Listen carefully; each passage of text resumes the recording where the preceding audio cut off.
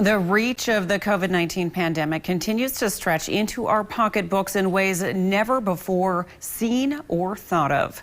As KX News reporter Robert Suhr explains, pawning, one of the oldest forms of credit, is also feeling the impacts. Before there were credit cards or even banks, pawn shops were a quick way to exchange or borrow goods for cash. Pawnbrokers write collateral loans against an item of value for their customers. Cindy Harrison of the National Pawnbrokers Association says when the person wants the item back, they simply pay back the loan plus interest. But like businesses all across the country, some are hurting thanks to the coronavirus. Typically, pawnbrokers, as I explained, they have two sides of their business. They have retail sales, which is very easy to understand, just sales, you make profit off your sales. But because their margins are so low on items they sell, they also depend on that income from interest. And so when one of those two pieces of the seesaw is off, of course, there's an imbalance. And while pawn shops all across the country are facing their own unique challenges thanks to the COVID-19 pandemic, you may be wondering about pawn shops in North Dakota, specifically the Bismarck and Mandan area.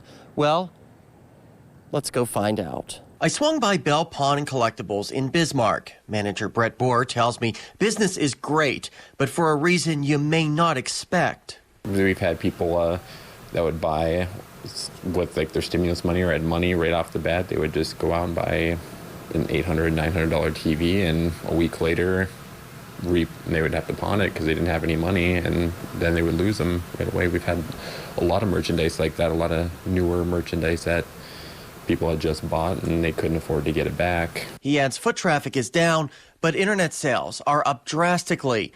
They're also getting calls from stores across the country looking to fill their own empty shelves. Printers, when they were really short on them, and that the pandemic started, game systems too, Nintendo Switches, especially PS4s, Xbox, we get calls on those every day. A lot of computers and a lot of networking routers too, we get calls on a lot. He adds they have had a large increase in items being forfeited, meaning the person never comes back to repay the loan and loses their item, meaning people continue to struggle in these uncertain times.